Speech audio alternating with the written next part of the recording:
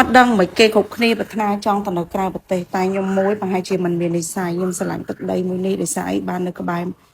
ម៉ែក្បែរពុកថែម៉ែថែពុកបងប្អូនពេលបុណ្យទានម្ដងសប្បាយជាពិសេសនឹងសបោផ្លែឈើហូបផ្លែមែនតែនវាគ្រប់រដូវវស្សាផ្សេងរដូវប្រាំងផ្សេងអីចឹងទៅរដូវធ្លាក់ខ្យល់ធ្លាក់លឹកឈើអីហ្នឹងផ្សេងសបោសប្បាយហូបហៀមែនតែនហើយយើងស្រួលចាយទៀតលុយយើងចាយទិញមកហូបចំណីអីក៏តម្លៃធូរថ្លៃដែរអានេះគឺជាផ្លែស្វាយនៅមុខផ្ទះខ្ញុំដើមនៅក្នុងបរិយាដែលខ្ញុំរស់នៅខ្ញុំប្រាប់គេថាមួយឆ្នាំផ្លែ3ក្រុងអីគេអត់ជឿណា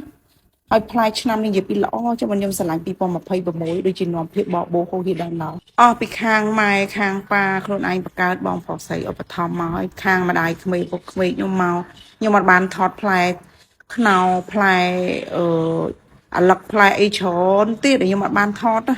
និយាយពីសបោសបាយមានអារម្មណ៍ថាភាពស្ដុកស្ដំចូលមកក្នុងជីវិតនឹងគឺហូរហៀសបោសបាយខ្លាំងមែនតើមកដល់ឃើញផ្លែឈើច្រើនអញ្ចឹងនឹកដល់ការធ្វើបុណ្យធ្វើទានម្ដងនឹកដល់ការអធិដ្ឋាន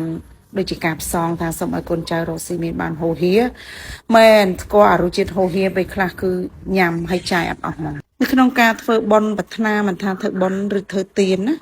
យើងសំត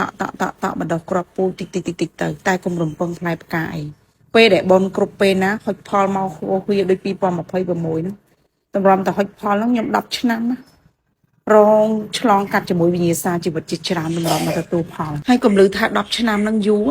ព្រោះប៉ុនម្នាក់អ្នកខ្លះក៏ឆាប់ផុតផលអ្នកខ្លះក៏យូរហុចផលតែដូចនិយាយថាកុំរំពឹងមើលផ្លែផ្កាព្រោះនៅពេលដែលប៉ុនគ្រប់ពេលណាប៉ុនចេះចាត់ចែងដែលអូតូត្រឡប់មកកាន់ម្ចាស់នៃប៉ុនការធ្វើគឺឲ្យដូចខ្យល់ដង្ហើមចេញចូលអញ្ចឹងប៉ុន្តែធ្វើនៅពេលអារម្មណ៍ដែលយើងសប្បាយចិត្តនឹងធ្វើចូលធ្វើចោះយើងបានផលច្រើនហ្មង